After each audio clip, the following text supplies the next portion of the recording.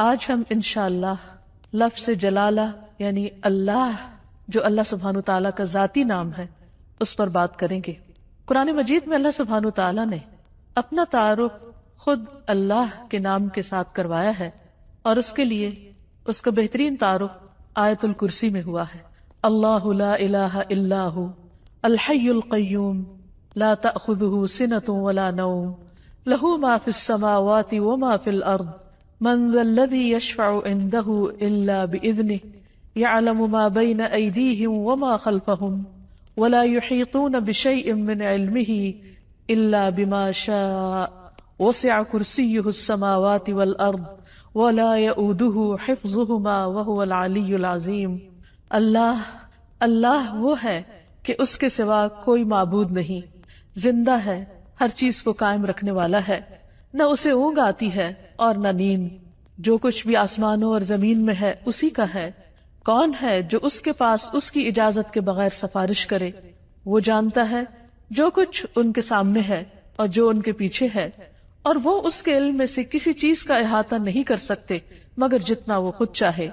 اس کی کرسی آسمان و زمین پر چھائی ہوئی ہے اور اسے ان دونوں کی حفاظت نہیں تھکاتی۔ وہ سب سے بلند اور سب سے بڑا ہے۔ یہ ہے اللہ رب العالمین۔ لفظ اللہ سبحانہ تعالیٰ کا ذاتی نام صرف اللہ ہی کے لیے مخصوص ہے۔ پوری کائنات میں اللہ کے نام سے سوائے اس کے کوئی بھی نہیں جانا جاتا، کسی اور کا یہ نام ہے ہی نہیں۔ ہل تعلم لہ سمیہ؟ نہیں، یہ نام ایک انتہائی خوبصورت نام ہے۔ اگر اس کی تحریر پر آپ غور کریں تو اس کے ساری شیپ اوپر کو اٹھتی ہوئی جاتی، جو اپنی تحریر کے اعتبار سے بھی اللہ سبحانہ تعالیٰ کی عظمت اور بلندی پر دلیل ہے۔ اس کو اسم الجلالہ، اللہ کا عزت والا نام، بلند نام، جلیل و قدر نام، جو اسماء حسنہ میں سے سب سے عظیم اور اعلیٰ ہے، صرف اسی کا ہے۔ اس کے لغوی معنی کیا ہے؟ اس کا مطلب کیا ہے؟ اس کی اصل الالہ ہے، لیکن باقی اسماء کے ساتھ جب ال لگتا ہے تو الگ پڑھا جاتا ہے۔ لیکن سبحان اللہ سبحانہ تعالیٰ کے اس نام میں ال اس کا حصہ بن چکا ہے، یعنی اللہ، بجائے اس کے کہ ہم کہیں الالہ، وہ خاص الہ، کیا کہا جاتا ہے؟ اللہ۔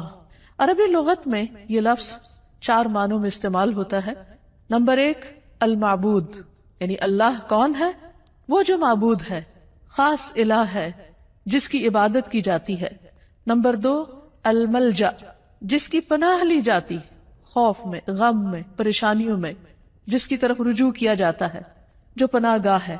نمبر 3 المفزوع الیہ، یعنی گھبراہٹ میں جس کی مدد حاصل کی جاتی ہے۔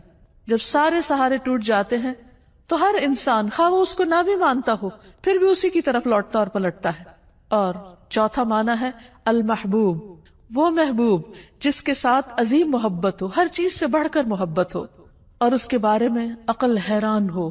لا تدرکہ الابصار، جس کو نگاہیں نہ پا سکتی ہوں، وہ یدرک الابصار، اور وہ سب نگاہوں کو دیکھتا ہے، جانتا ہے کہ کون سی نگاہ کس طرف اٹھی ہے۔ تو اللہ سبحانہ تعالی دراصل ساری کائنات کا حقیقی معبود ہے، ان کا بھی جو اس کو مانتے ہیں اور ان کا بھی جو اس کو نہیں مانتے۔ الہ برحق وہی ہے جس کی عبادت کی طرف بندوں کے دل مائل ہوتے ہیں جب وہ اس کو دریافت کر لیتے ہیں، جب وہ اس کو پہچان جاتے ہیں، جب وہ اس کی نعمتوں اور اس کی بنائی ہوئی عظیم نشانیوں کو دیکھ کر اس کی طرف مائل ہو جاتے ہیں، جب ان کے دل اس کی وحدانیت کی گواہی دینے لگتے ہیں اور پوری انکساری اور عاجزی کے ساتھ اس کے آگے جھکتے ہیں، اسی سے امیدیں لگاتے ہیں، اسی سے ڈرتے ہیں، اسی کی عظمت دل میں پہچانتے ہیں، پھر اسی کی اطاعت کرتے ہیں، اپنی ضروریات اور مشکلات میں اسی کی طرف رجوع کرتے ہیں۔ وہ وہی الہ برحق ہے جو عرش سے لے کر اس ٹھہری ہوئی زمین کی گہرائیوں تک واحد الہ ہے، جس کے سوا کوئی اور الہ نہیں ہے۔ وہ عظیم و برتر ہے اپنی صفات میں اور ان کی بڑائی اور کمال اور جلال میں اور جمال میں۔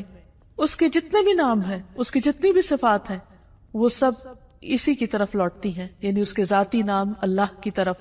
اس کا کوئی شریک نہیں، کوئی اس کے مشابہ نہیں، کوئی اس کے ہم مثل نہیں، کوئی اس کا ہمسر نہیں، کوئی اس کا مددگار نہیں۔ وہ ہر لحاظ سے کامل ہے۔ اللہ جو دلوں کے لیے باعث راحت ہے، جس کا ذکر، جس کا تصور جس کا خیال اور جس پر ایمان دلوں کے اطمینان کا ذریعہ ہے۔ انسان جب اس کو دریافت کر لیتا ہے، جب اس کو پا لیتا ہے، جب اس کو پہچان لیتا ہے تو پھر ہر چیز سے بے نیاز ہو جاتا ہے۔ اللہ جل جلالہ کا یہ نام قرآن مجید میں سب سے زیادہ استعمال ہوا ہے۔ 2500 سے زیادہ بار لفظ اللہ قرآن مجید میں مختلف جگہوں پر آیا ہے، مختلف آیات میں، اور جس آیت میں اللہ سبحانہ تعالیٰ کا تعارف کروایا گیا وہ آیت الکرسی قرآن مجید کی سب سے بڑی آیت شمار ہوتی ہے۔ ابی ابن کعب سے مروی ہے کہ نبی صلی اللہ علیہ وسلم نے ایک مرتبہ ان سے پوچھا کہ قرآن کریم میں سب سے عظیم آیت کون سی ہے؟ انہوں نے کہا اللہ اور اس کا رسول جانتے ہیں۔ نبی صلی اللہ علیہ وسلم نے ان سے پھر کئی بار پوچھا تو اس پر انہوں نے عرض کیا آیت الکرسی۔ اس پر آپ بہت خوش ہوئے اور فرمایا کہ ابو المنذر تمہیں علم مبارک ہو، یعنی واقعی تمہارے پاس علم ہے، تم جانتے ہو کہ اللہ کون ہے، اور اس کا تعارف قرآن مجید میں جس آیت میں ہے وہ آیت اسی بنا پر سب سے بڑی آیت شمار ہوتی ہے۔ پھر ہر رسول نے اپنی اپنی امت کو اللہ ہی کی عبادت کی طرف بلایا، اسی الہ کی طرف متوجہ ہونے کے لیے کہا۔ قرآن مجید سے ہمیں پتہ چلتا ہے کہ جس قوم میں بھی کوئی نبی جو آیا اس نے لوگوں کو اللہ کی عبادت ہی کی دعوت دی۔ ارشاد باری تعالیٰ ہے وَلَقَدْ بَعَثْنَا فِي كُلِّ أُمَّةٍ رَسُولًا أَنِ اعْبُدُوا اللَّهَ وَاجْتَنِبُوا الطَّاغُوتَ۔ ہم نے ہر امت میں ایک رسول بھیجا جو انہیں یہی کہتا تھا کہ لوگوں اللہ کی عبادت کرو اور طاغوت سے بچو، یعنی غیر اللہ کی عبادت سے بچو۔ نبی صلی اللہ علیہ وسلم نے بھی لوگوں کو اللہ سبحانہ تعالیٰ ہی کی عبادت کی طرف بلایا۔ ربیہ بن عباد دیلمی سے روایت ہے، یہ وہ صحابی ہیں جنہوں نے جاہلیت کا زمانہ بھی پایا اور پھر مسلمان ہو گئے۔ تو یہ کہتے ہیں کہ انہوں نے نبی صلی اللہ علیہ وسلم کو ذوالمجاز نامی بازار میں دیکھا، آپ لوگوں کو لا الہ الا اللہ کی دعوت دے رہے تھے اور فرما رہے تھے کہ یا ایھا الناس قولوا لا الہ الا اللہ تفلحوا، اے لوگو لا الہ الا اللہ کہہ دو تو تم فلاح پا جاؤ گے۔ وہ کہتے ہیں کہ آپ صلی اللہ علیہ وسلم گلیوں اور بازاروں میں داخل ہو رہے تھے، لوگ آپ کے پیچھے جاتے، آپ کے ارد گرد جمع ہو جاتے، کوئی ان سے کچھ نہیں کہہ رہا تھا اور آپ خاموش ہوئے بغیر اپنی بات دہرائے چلے جا رہے تھے، اے لوگو لا الہ الا اللہ کہہ دو فلاح پا جاؤ گے، اے لوگو لا الہ الا اللہ کہہ دو فلاح پا جاؤ گے۔ گویا انسان کی کامیابی، اس کی نجات، اس کی فلاح کا انحصار اس بات پر ہے کہ وہ ایک اللہ کو اپنا معبود سمجھے اور اس پر ایمان لے آئے۔ یہی سٹیپنگ سٹون ہے سیدھے راستے کی طرف، کامیابی کی طرف۔ اسی طرح بلحجیم قبیلہ کے ایک آدمی سے روایت ہے، وہ کہتے ہیں کہ میں نے پوچھا اے اللہ کے رسول صلی اللہ علیہ وسلم آپ کن چیزوں کی طرف دعوت دیتے ہیں، یعنی آپ کی دعوت کیا ہے، آپ لوگوں کے لیے کیا میسج لے کر آئے؟ آپ نے فرمایا میں اس اللہ کی طرف دعوت دیتا ہوں جو یکتا ہے، بس ایک ہے، وہ اللہ کہ جب تم پر کوئی مصیبت آتی ہے اور تم اسے پکارتے ہو تو وہ تمہاری مصیبت کو دور کر دیتا ہے، جب تم کسی بیابان اور جنگل میں راستہ بھول جاتے ہو اور تم اس سے دعا کرتے ہو تو وہ تمہیں اپنے اصل مقام تک پہنچا دیتا ہے، جب تم قحط سالی میں مبتلا ہوتے ہو اور اس سے دعا کرتے ہو تو وہ پیداوار ظاہر کر دیتا ہے۔ تو اس سے پتہ یہ چلتا ہے کہ ہر انسان کے اندر اللہ کی ایک ضرورت موجود ہے۔ جب وہ دیکھتا ہے کہ اس کے آس پاس کے سب سہارے گم ہو گئے ہیں تو وہ اس ہستی کو پکارتا ہے جس نے اس کو پیدا کیا اور جس نے اس کے ساتھ ضروریات رکھی اور ان ضروریات کو پورا کرنے کا انتظام بھی فرمایا۔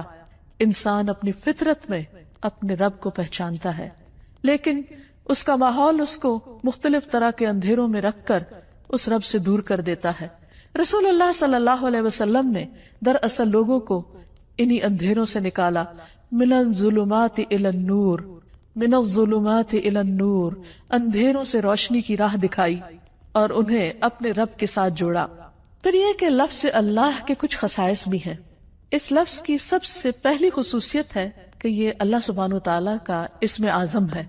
امام غزالی کہتے ہیں کہ جان لو کہ یہ نام 99 ناموں میں سب سے زیادہ عظیم ہے، کیونکہ یہ اس ذات الہیہ پر دلالت کرتا ہے جو تمام صفات الہیہ کو جمع کرنے والی ہے۔ یہ اس ذات کا نام ہے جس کی ساری صفات ہیں، یہاں تک کہ کوئی بھی صفت اس سے جدا نہیں ہوتی، یعنی باقی ساری صفات اسی کی ہیں، یعنی اللہ سبحانہ وتعالی کی۔ پھر ہم دیکھتے ہیں کہ یہ نام ہر حدیث میں وارد ہوا ہے۔ نبی صلی اللہ علیہ وسلم کی جتنی بھی حدیثیں، ان کے شروع میں ہر جگہ آتا ہے قال رسول اللہ صلی اللہ علیہ وسلم یا عن النبی صلی اللہ علیہ وسلم. تو حدیث کا جتنا بھی ذخیرہ ہے، جتنا بھی خزانہ ہے، اس میں سے ہر حدیث میں اللہ سبحانہ وتعالیٰ کا نام آتا ہے، اسی کی طرف نسبت جاتی ہے. پھر اسی طرح تمام اسماء حسنہ کی نسبت اللہ کی طرف ہے. وَلِلَّهِ الْأَسْمَاءُ الْحُسْنَى، اور اللہ ہی کے لیے ہیں سارے اچھے اچھے نام. فَادْعُوهُ بِهَا، بس تم اس کو ان ناموں کے ساتھ پکارو. یعنی کیسے کہا جاتا ہے؟ اللہ کون ہے؟ وہ جو الرحمن، الرحیم، القدوس، السلام ہے. یعنی یہ سب اللہ کے نام ہیں. یہ نہیں کہا جاتا کہ اللہ الرحمن کا نام ہے یا اللہ العزیز کا نام ہے. نہیں، العزیز اور الرحمن دراصل اللہ سبحانہ وتعالیٰ کے نام ہیں یا اس کی صفات ہیں. پھر یہ ہے کہ یہ نام سب سے زیادہ پکارا جاتا ہے. مثلاً دعاؤں کو اگر ہم دیکھیں، نبی صلی اللہ علیہ وسلم نے اللہ سبحانہ وتعالیٰ کو جن ناموں سے پکارا ان میں سب سے زیادہ یہی نام آتا ہے اللہم کے ساتھ. خود درود شریف کا آغاز بھی اللہم کے ساتھ ہوتا ہے. تو اللہ ہے، اللہ تو میم آخر میں جو مشدد ہے، یہ کیا چیز ہے؟ یہ دراصل عربی کا ایک قاعدہ ہے، شروع میں یا کا لفظ لگانے کی بجائے آخر میں میم کا مطلب ہے یہاں پر یا. جیسے ہم کہتے ہیں یا اللہ، تو اسی طرح اللہم کا مطلب ہے اے اللہ. حسن بصری کہتے ہیں اے اللہ دعاؤں کے مرکز. جب مانگنے والا کہتا ہے یا اللہ میں تجھ سے سوال کرتا ہوں، گویا وہ یہ کہتا ہے کہ میں اس اللہ سے دعا کرتا ہوں جس کے سب اچھے اچھے نام ہیں اور جس کے بلند نام اور بلند صفات ہیں. پھر یہ بھی یاد رکھیے کہ مخلوق میں سے کسی کے اندر آج تک جرت نہیں ہوئی کہ وہ اپنا یا کسی اور کا نام اللہ رکھ دے. اللہ سبحانہ وتعالیٰ نے سب کی زبانیں پکڑ رکھی کہ یہ نام اس کے سوا کوئی اور رکھ ہی نہیں سکتا، یہ صرف اسی کی خصوصیت ہے. اور پھر یہ کہ تمام امتیں اس نام سے متعارف ہیں، کوئی اس نام کا انکار نہیں کرتی. پھر اسی طرح ہم دیکھتے ہیں کہ ہماری نماز کے ہر ایکشن میں یہ نام لیا جاتا ہے. مثلا نماز کا آغاز ہوتا ہے تکبیر تحریمہ سے. آغاز میں پہلا لفظ ہی کیا ہے؟ اللہ اکبر، اللہ سب سے بڑا ہے. پھر دعا استفتاح ہے، اس میں آتا ہے سبحانک اللہم و بحمدک، اللہ کا نام ہے. رکوع میں ہم جو دعائیں مانگتے ہیں ان میں سے دعا ہے سبحانک اللہم ربنا و بحمدک. پھر قومہ میں جب کھڑے ہوتے ہیں سمع اللہ لمن حمدہ. پھر سجدے میں جاتے ہیں تو کہتے ہیں اللہم لک سجدت، اے اللہ میں نے تیرے لیے سجدہ کیا. پھر تشہد کی دعاؤں میں سے ہے اللہم اغفر لی ما قدمت وما اخرت وما اسررت وما اعلنت، اے اللہ مجھے بخش دے جو بھی میں نے پہلے گناہ کیے، جو بعد میں کیے، جو چھپ کے کیے اور جو ظاہری طور پر کیے. پھر نماز کے اختتام کس پر ہوتا ہے؟ السلام علیکم ورحمۃ اللہ. اس میں بھی اللہ کا نام لیا جاتا ہے. تو گویا پورا دن ہم اس کی تکرار کرتے رہتے ہیں، نمازوں کے اندر بھی اور نمازوں کے باہر بھی. دن کا آغاز ایک مسلمان کس طرح کرتا ہے؟ سب سے پہلے دعا مانگتا ہے الحمدللہ الذی احیانا بعدما اماتنا. گویا آنکھ کھلتے ہی پہلا لفظ جو اس کی زبان پر آتا ہے وہ اللہ کے شکر کا ہے، الحمدللہ. پھر اسی طرح مختلف کام کاج کرتے ہوئے اگر چھینک آ جاتی ہے تو الحمدللہ. کسی اچھی چیز کو دیکھتا ہے انسان تو سبحان اللہ، اللہ کی قدرت یاد آتی ہے. پھر کسی چیز پر حیران ہوتا ہے کہتا ہے ماشاء اللہ. پھر اسی طرح کوئی گناہ ہو جاتا ہے تو کہتا ہے استغفر اللہ. بلندی کی طرف چڑھنے لگتا ہے تو کہتا ہے اللہ اکبر. نیچے کو اترنے لگتا ہے تو کہتا ہے سبحان اللہ. پھر اسی طرح دن کے سارے کام کاج کرتے ہوئے جب رات کو سونے لگتا ہے تو دائیں طرف لیٹتے ہوئے اپنا دائیں ہاتھ اپنے دائیں گال کے نیچے رکھ کر اپنے رب کو پکارتا ہے اللہم بسمک اموت و احیا. پھر اسی طرح اس نام کی کچھ اور خصوصیات ہیں، اور وہ یہ کہ عربی میں قسم کے لیے جو تا استعمال ہوتی ہے وہ صرف اسی نام پر وارد ہوتی ہے، تاللہ. پھر اسی طرح اس لفظ کا خاصہ یہ ہے کہ الحمد کا استعمال صرف اللہ کے ساتھ ہوتا ہے. یہ نہیں ہوتا الحمد الرحمن، الحمد للرحمن یا الحمد للرحیم، نہیں، الحمد للہ. اسی طرح باقی بھی بہت سے جب ہم دعائیں اللہ تعالیٰ سے مانگتے ہیں یا اللہ تعالیٰ کی تعریف بیان کرتے ہیں تو لفظ اللہ ہی کے ساتھ کر رہے ہوتے ہیں. پھر اس نام کی بہت سی برکات بھی ہیں. یعنی یہ صرف ایسا نہیں کہ صرف ایک نام ہے، بلکہ یہ ہماری روح اور ہمارے دل کی زندگی ہے. جب ہم تکلیف میں ہوتے ہیں، جب ہم کسی بھی طرح تنہا محسوس کرتے ہیں تو یہ نام ہمارے اندر سے تنہائی کا احساس ختم کر دیتا ہے. اللہ سبحانہ وتعالیٰ کا یہ نام یعنی اللہ جو اس کا ذاتی نام ہے، یہ صرف ایک نام ہی نہیں، اس کی بہت سی برکات بھی ہیں، اس کے بہت سے فائدے ہیں. یہ صرف اس کا نام نہیں، یہ اس کی پہچان بھی ہے، اور یہ ہمارے دل، روح اور جان کی زندگی ہے. ہم جب تنہا ہوتے ہیں تو جو ہی اس کا نام لیتے ہیں یوں لگتا ہے کوئی تنہائی نہیں. جب خوف زدہ ہوتے ہیں اور اس کو پکارتے ہیں تو لگتا ہے کوئی خوف نہیں. ایک دم دلوں کو قرار آ جاتا ہے، تسکین مل جاتی ہے. اگر انسان تکلیف کے وقت بسم اللہ کہتا ہے تو اس کی تکلیف دور ہو جاتی ہے. حضرت جابر کہتے ہیں کہ جب غزوہ احد میں طلحہ رضی اللہ عنہ کی انگلی کٹی تو انہوں نے سی کہا، جیسے عام طور پر ہمارا ریاکشن ہوتا ہے. تو رسول اللہ صلی اللہ علیہ وسلم نے فرمایا اگر تم اس وقت بسم اللہ کہتے، یعنی سی کرنے کی بجائے اللہ کے نام کو یاد کرتے، تو فرشتے تمہیں اٹھا لیتے اس حال میں کہ لوگ تمہیں دیکھ رہے ہوتے. یعنی اتنی قوت ہے اس نام کے اندر. پھر اسی طرح ہم ہر کام کے شروع میں بھی بسم اللہ پڑھتے ہیں اور اس سے اس کام میں برکت ہو جاتی. مثلا کھانا کھاتے وقت اگر کھانا بسم اللہ سے شروع کیا جائے تو اس کھانے میں برکت ہو جاتی. حضرت عائشہ سے روایت ہے کہ ایک مرتبہ نبی صلی اللہ علیہ وسلم اپنے 6 صحابہ کے ساتھ بیٹھ کر کھانا کھا رہے تھے کہ ایک دیہاتی اچانک آیا اور اس نے بسم اللہ پڑھے بغیر کھانا شروع کیا اور 2 لقموں میں سارا کھانا سمیٹ گیا. تو آپ صلی اللہ علیہ وسلم نے فرمایا اگر یہ بسم اللہ پڑھ لیتا تو تم سب کو یہ کھانا کفایت کر جاتا. یعنی اگر بسم اللہ سے یہ آغاز کرتا تو 6 میں اگر 7واں بھی شامل ہو جاتا تو سب کی بھوک دور ہو جاتی. اور اس موقع پر آپ نے یہ تعلیم دی کہ جب تم میں سے کوئی شخص کھانا کھائے تو اسے اس پر بسم اللہ پڑھ لینی چاہیے، اور اگر وہ شروع میں بسم اللہ بھول جائے تو یاد آنے پر بسم اللہ اولہ و آخرہ پڑھ لیا کرے. وحشی بن حرب اپنے والد سے اور وہ ان کے دادا سے روایت کرتے ہیں کہ ایک مرتبہ ایک شخص نے کہا کہ ہم کھانا تو کھاتے ہیں لیکن ہماری بھوک ختم نہیں ہوتی. آپ نے فرمایا شاید تم الگ الگ کھاتے ہو تو تم اکٹھے ہو کر کھایا کرو، مل کر کھایا کرو، اور کھانے کے وقت بسم اللہ پڑھ لیا کرو. اس طرح اللہ تعالیٰ تمہارے کھانے میں برکت ڈال دے گا. پھر اسی طرح بسم اللہ پڑھنا شیاطین کو دور کر دیتا ہے، شیطان سے محفوظ کر دیتا ہے. حضرت انس کہتے ہیں کہ رسول اللہ صلی اللہ علیہ وسلم نے فرمایا جنوں کی آنکھوں اور انسانوں کی شرمگاہوں کا پردہ یہ ہے کہ جب کوئی اپنے کپڑے اتارے، یعنی جسے نہانے وغیرہ کے لیے، تو بسم اللہ پڑھ لے. یعنی اس وقت بھی اگر اللہ کا نام لے تو ہر ایک سے وہ محفوظ ہو جائے گا. یعنی ویسے تو لباس اتار دے انسان تو اس کا ستر کھل جاتا ہے، لیکن اگر بسم اللہ پڑھتا ہے تو وہ مخلوق جو اس وقت وہاں ہو سکتی ہے موجود، اس سے بھی اس کا ستر ہو جاتا ہے. پھر اسی طرح نبی صلی اللہ علیہ وسلم کا طریقہ یہ تھا کہ رات کو جب سونے لگتے تو اپنا بستر جھاڑتے وقت بھی بسم اللہ پڑھا کرتے تھے. ابو ہریرہ کہتے ہیں کہ رسول اللہ صلی اللہ علیہ وسلم نے فرمایا جب تم میں سے کوئی اپنے بستر پر جائے تو اپنے تہبند کے پلو سے، یعنی اس کا ایک کونا پکڑے اور اس سے اپنے بستر کو جھاڑے اور ساتھ بسم اللہ پڑھے، کیونکہ وہ نہیں جانتا کہ کون اس کے بعد اس کے بستر پر آیا. ہو سکتا ہے کوئی ایذا دینے والا، تکلیف دینے والا کیڑا مکوڑا ہو. تو جب اللہ کا نام لیا جائے گا تو کوئی چیز اس کو رات سوتے وقت نقصان نہیں دے گی.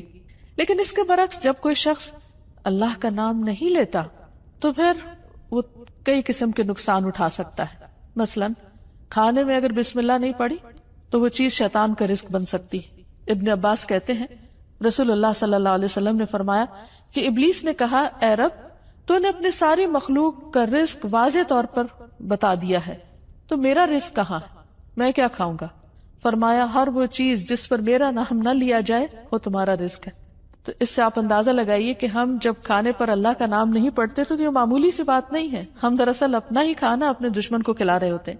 پھر اسی طرح جب انسان گھر میں داخل ہوتا ہے تو گھر میں داخل ہوتے وقت اگر اللہ کا نام نہیں لیتا اور کھانا کھاتے وقت اللہ کا نام نہیں لیتا تو شیطان کہتا ہے کہ آج اس گھر میں تمہارے لیے کھانا بھی ہے اور رات گزارنے کی جگہ بھی ہے. لیکن اگر بسم اللہ پڑھتا ہے انسان تو وہ کہتا ہے کہ آج اس گھر میں نہ کھانا ہے اور نہ تمہاری رات گزارنے کی جگہ ہے. پھر اسی طرح جس مجلس میں اللہ کا نام نہ لیا جائے وہ مجلس قیامت کے دن انسان کے لیے حسرت کا باعث بنے گی.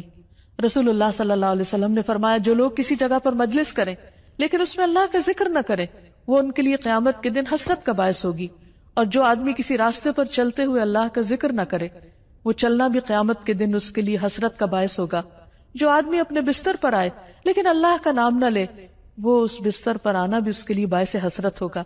یعنی زندگی میں کوئی بھی کام کاج کرتے وقت جب اس کام کاج میں اللہ کا ذکر نہیں ہوتا، اللہ کی یاد نہیں ہوتی، اللہ کا نام نہیں ہوتا تو قیامت کے دن ایسے سارے اعمال انسان کے لیے حسرت و یاس کا ذریعہ بن جائیں گے.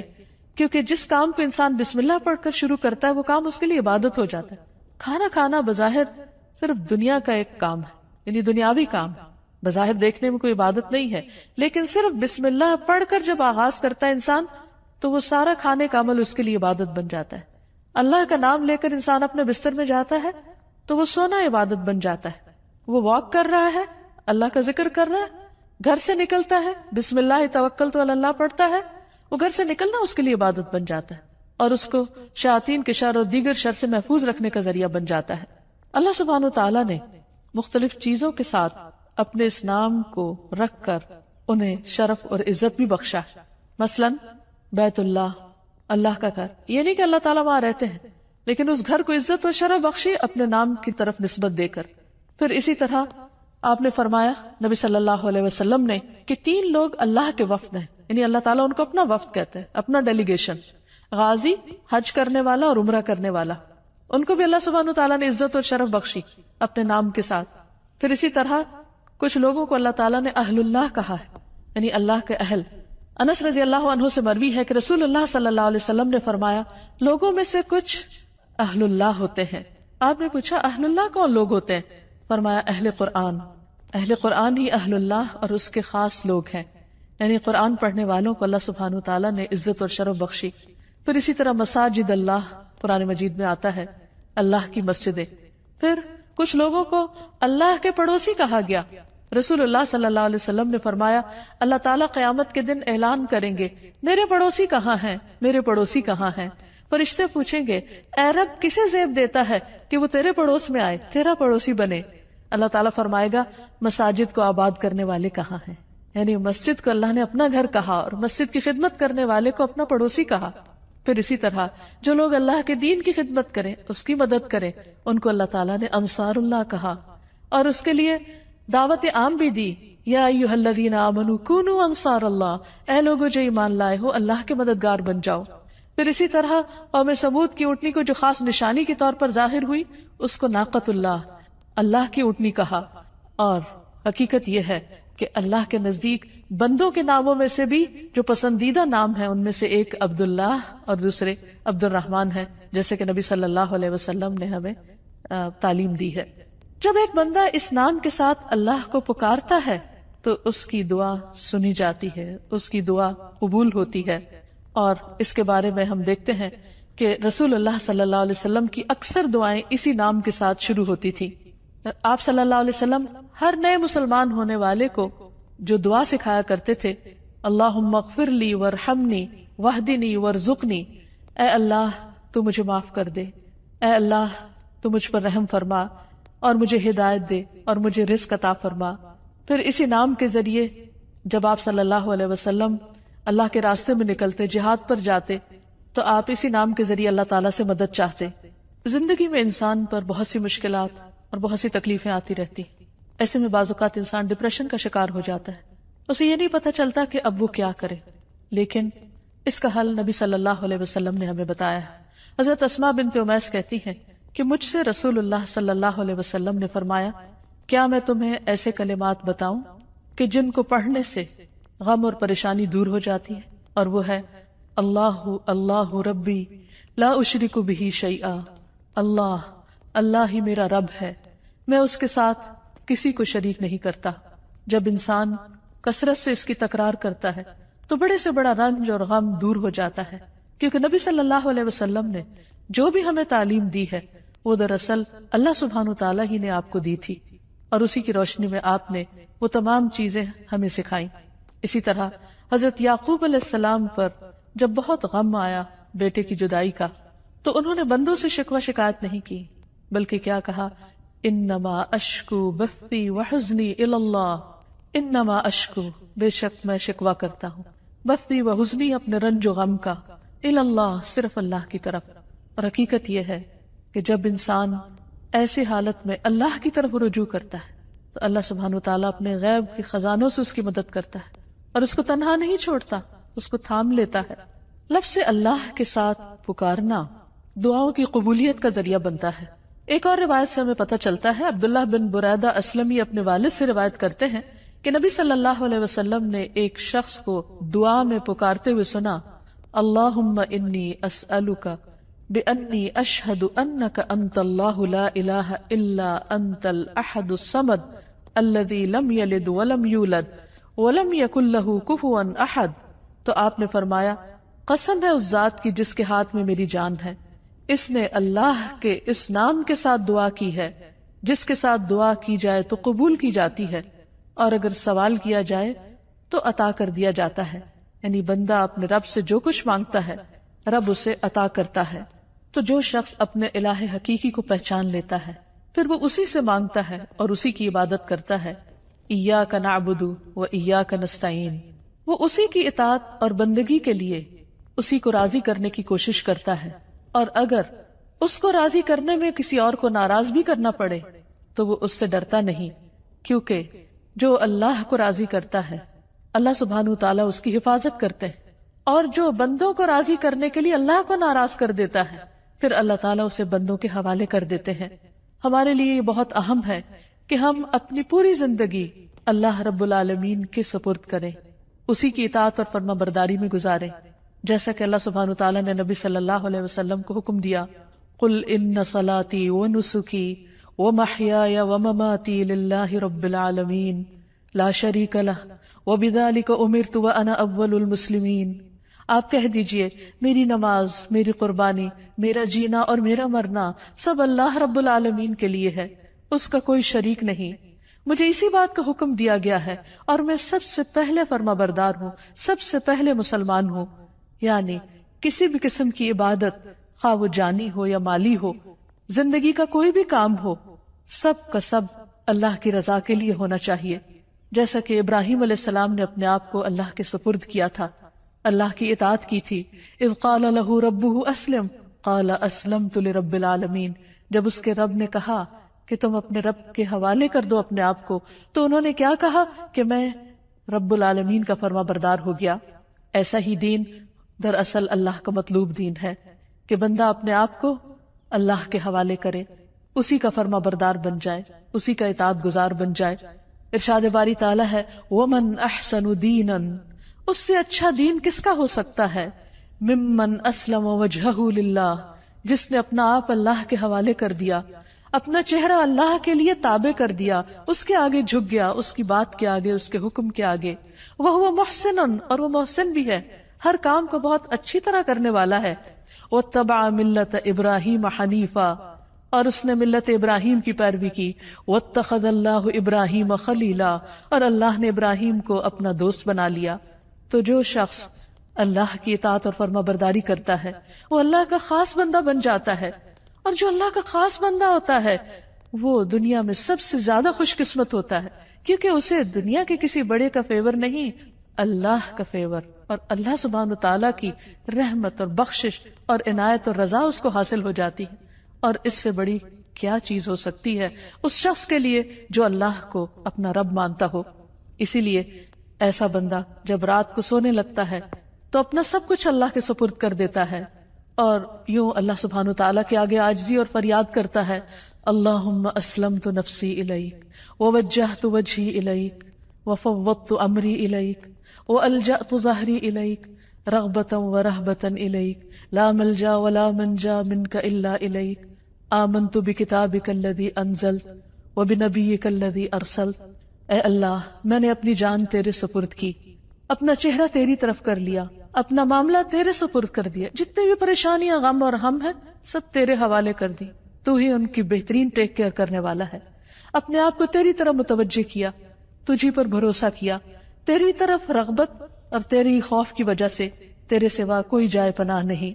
میں تیری کتاب پر ایمان لایا جو تو نے نازل کی، تیرے نبی پر ایمان لایا جو تو نے ہی بھیجا. ایسا شخص اگر رات کو فوت ہو جاتا ہے تو وہ فطرت پر ہوتا ہے، اسلام پر ہوتا ہے، وہ دراصل اللہ کے اس فرمان کے تابع ہوتا ہے کہ اس کا سب کچھ اپنے رب کے لیے ہے. اور اگر وہ صبح کرتا ہے تو حدیث میں آتا ہے کہ ایسا شخص خیر پر، بھلائی پر صبح کرتا ہے. حقیقت یہ ہے کہ جو لوگ اللہ کو پہچان لیتے ہیں وہ سب سے بڑھ کر اللہ سے محبت کرنے والے ہوتے ہیں، اور یہی ان کے ایمان کا تقاضا ہوتا ہے. والذین آمنوا اشد حبا للہ، وہ لوگ جو ایمان والے ہیں وہ اللہ کی محبت میں سب سے زیادہ شدید ہوتے ہیں. نبی صلی اللہ علیہ وسلم نے فرمایا، تم میں سے کوئی شخص اس وقت تک مومن نہیں ہو سکتا جب تک اسے اللہ اور اس کے رسول دوسرے سب لوگوں سے زیادہ محبوب نہ ہو جائیں۔ ایسے لوگ صرف محبت ہی نہیں کرتے، وہ اللہ سے ڈرتے بھی ہیں، اور جو اللہ سے ڈرتے ہیں پھر وہ لوگوں سے نہیں ڈرتے، اور جب وہ اللہ سے ڈرتے ہیں تو اللہ کے ڈر سے پھر وہ اللہ کی نافرمانی کے کام چھوڑ دیتے ہیں، پھر ان کی محبت اور ان کی نفرت بھی اللہ ہی کی خاطر ہوتی ہے، پھر وہ اللہ کو کثرت سے یاد کرنے والے ہوتے ہیں اور اس حکم پر عمل کرنے والے، یا ایھا الذین آمنوا اذکروا اللہ ذکرا کثیرا، اے لوگ جو ایمان لے آئے ہو اللہ کا ذکر کرو، اللہ کو یاد کرو، کثرت سے یاد کرنا، وسبحوہ بکرۃ واصیلا، اور صبح و شام اس کی تسبیح بیان کرو۔ ایسے ہی لوگ سب سے آگے نکل جانے والے ہیں، ایسے ہی لوگ سب سے آگے بڑھ جانے والے ہیں، اور انہی کا انجام بہترین ہے۔ نبی صلی اللہ علیہ وسلم نے فرمایا مفردون سبقت لے گئے۔ لوگوں نے پوچھا اللہ کے رسول صلی اللہ علیہ وسلم وہ کون ہے؟ آپ نے فرمایا اللہ کا بہت زیادہ ذکر کرنے والے مرد اور عورتیں۔ اللہ سے دعا ہے کہ اللہ تعالی ہمیں ان لوگوں میں شامل کر لے جو سب سے زیادہ اس کو یاد کرنے والے ہیں، کیونکہ اسی میں دلوں کا اطمینان، دلوں کی راحت اور آخرت کی کامیابی ہے۔ وآخر دعوانا ان الحمد للہ رب العالمین۔